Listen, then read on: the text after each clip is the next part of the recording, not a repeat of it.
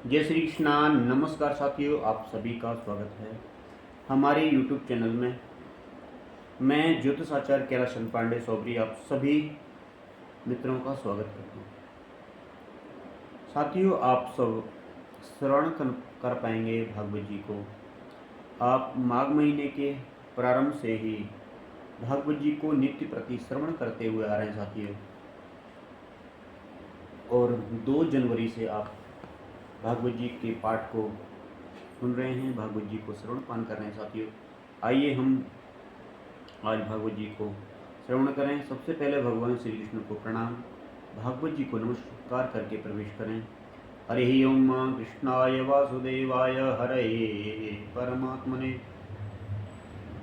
प्रणतः क्लेशनाशाय गोविंदाय नमो नमः।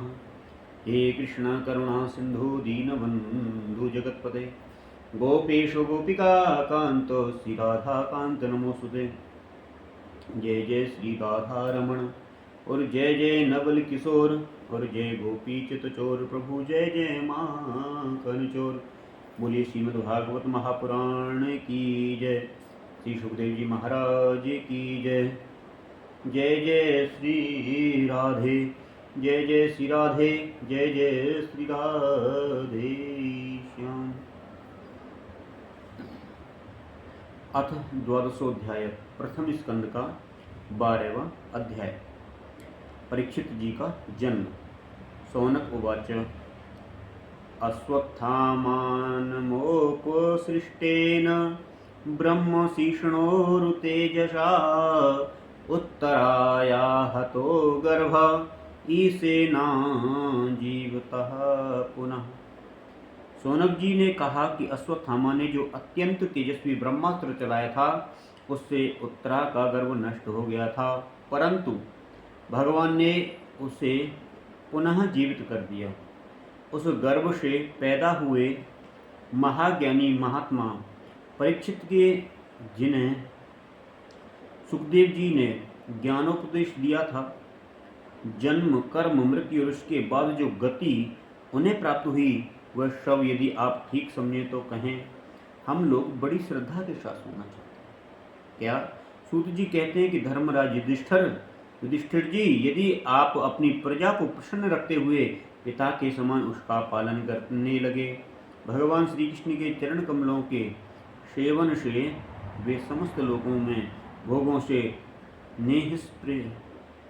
निष्प्रिय हो गए थे। तो उनका भी ऋषि हो, उनके पास अतुल संपत्ति थी, उन्होंने बड़े बड़े यज्ञ किए थे तथा उनके फलस्वरूप श्रेष्ठ लोगों का अधिकार प्राप्त किया था।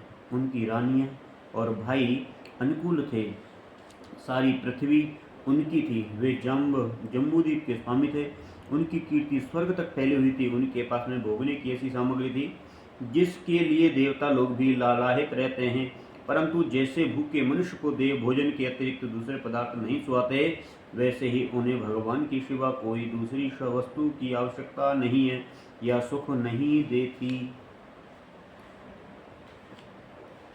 उसके बाद में सौनक जी उत्तरा के गर्भ में स्थित हुआ वीर शिशु परीक्षित जब अश्वत्थामा के ब्रह्मास्त्र के तेज से जलने लगा, तब उसने देखा कि उसकी आंखों के सामने एक ज्योतिर्मय पुरुष है। वह देखने में तो अंगूठे भर का है, परंतु उसका स्वरूप बहुत ही निर्मल है। अत्यंत श्याम सुंदर श्याम शरीर है, बिजली के समान चमचमाता हुआ, पीतांबर धारण किए हुए है, सिर पर मोर सोने का मुकुट झिलमिला रहा है। उस निर्विकार पुरुष के बड़ी ही सुंदर लंबी लंबी 4 भुजाएं हैं, कानों में तपाए हुए स्वर्ण के सुंदर कुंडल हैं, आंखों में लालिमा है, हाथ में लूके के समान जलती हुई गदा लेकर उसे बार बार घुमाता जा रहा है और स्वयं शिशु के चारों ओर घूम रहा है, जैसे सूर्य अपनी किरणों से कुहेरे को भगा देता है। उसी प्रकार से गदा के द्वारा ब्रह्मास्त्र के तेज को शांत करता जा रहा था। उस पुरुष को अपने समीप देखकर वह गर्भस्थ शिशु सोचने लगा, ये कौन है? इस प्रकार उस 10 माह के गर्भस्थ शिशु के सामने ही धर्म रक्षक अप्रमेय भगवान श्री कृष्ण ब्रह्मास्त्र के तेज को शांत करके वही अंतर ध्यान हो गए। तदंतर अनुकूल ग्रहों के उदय से युक्त समस्त सद्गुणों को विकसित करने वाले शुभ समय में पांडु के वंशधर परीक्षित का जन्म हुआ। जन्म के समय कि वह बालक इतना तेजस्वी दीन दिखाई पड़ता था, मानो स्वयं पांडु ने ही फिर से जन्म लिया हो। पौत्र के जन्म की बात सुनकर के या राजा युधिष्ठिर जो हैं मन में बहुत ही प्रसन्न हुए। क्यों? क्योंकि उनके प्रपौत्र जो हैं मन में बहुत ही प्रसन्न हुए। उन्होंने धूम में कृपाचार्य आदि ब्राह्मणों से मंगलावाचन और जात कर्म संस्कार करवाए। महाराज युधिष्ठिर दान के योग्य समय को जानते थे। उन्होंने प्रजा तीर्थ नामक काल में अर्थात नाल काटने के पहले ही ब्राह्मणों को स्वर्ण, गोय और पृथ्वी, गांव, उत्तम जाति के घोड़े, हाथी, उत्तम अन्न का दान दिया। ब्राह्मणों ने संतुष्ट होकर के अत्यंत ही विनयी युधिष्ठिर से कहा, पूर्व वंश शिरोमणि काल की दुर्निवार गति से यह पवित्र पुरवंश मिटना ही निश्चित था, परंतु तुम लोगों पर कृपा करने के लिए भगवान विष्णु ने यह बालक देकर के इसकी रक्षा कर दी, इसलिए इसका नाम विष्णुरात होता है। निस्संदेह यह बालक संसार में बड़ा ही यशस्वी भगवान का परम भक्त और महापुरुष होगा। युधिष्ठिर ने कहा कि महात्माओं, ये बालक क्या अपने उज्ज्वल यश से हमारे वंश की पवित्र कीर्ति महात्मा राजर्षियों का अनुसरण करेगा? ब्राह्मणों ने कहा कि धर्मराज, यह मनुपुत्र इक्ष्वाकु के समान अपनी प्रजा का पालन करेगा तथा दशरथ नंदन भगवान श्री राम के समान ब्राह्मण भक्त और सत्य प्रतिज्ञ होगा।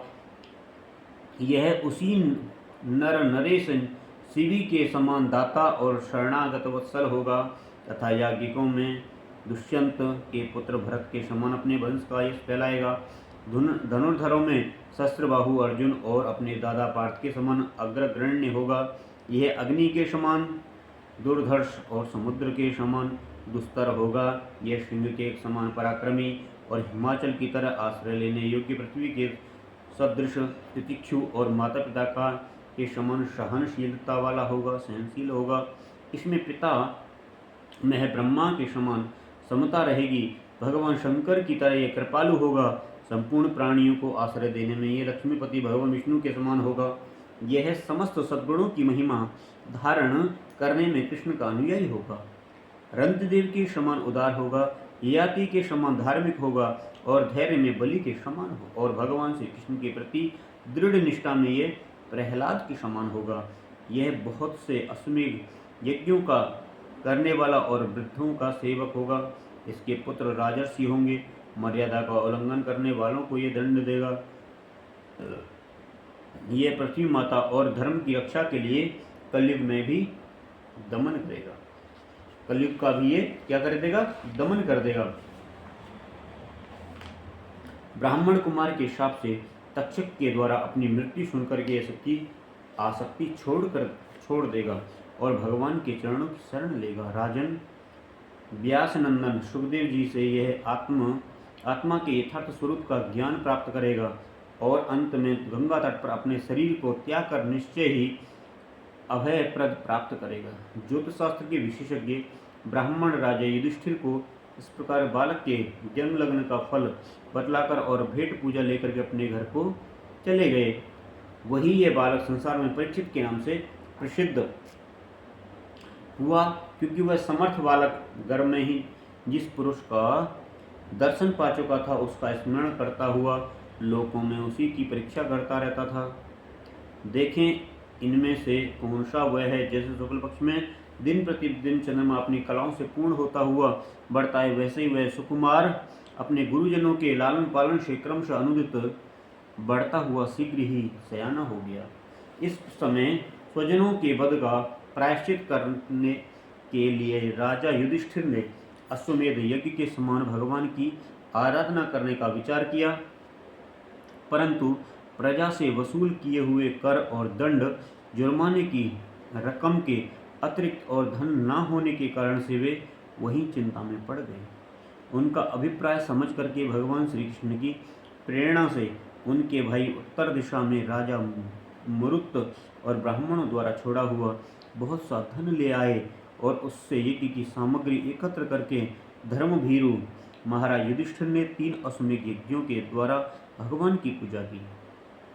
युधिष्ठिर के निमंत्रण से पधारे हुए भगवान ब्राह्मणों द्वारा उनका यज्ञ संपन्न करा करके अपने सुहृद ब्राह्मणों की प्रसन्नता के लिए कई महीनों तक वहीं रहे और वहीं रह करके सौनक जी इसके बाद में अपने भाइयों सहित राजा युधिष्ठिर और द्रौपदी से अनुमति लेकर के अर्जुन के साथ में यदुवंशियों से घिरे हुए भगवान श्री कृष्ण ने द्वारका के लिए प्रस्थान किया।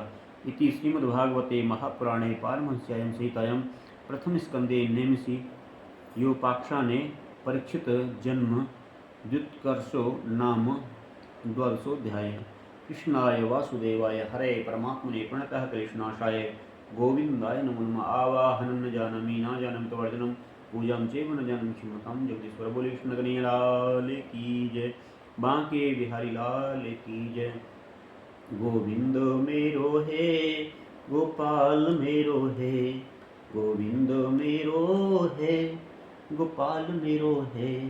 ओ श्री बांके बिहारी नंदलाल मेरो है, श्री रमण बिहारी नंदलाल मेरो है।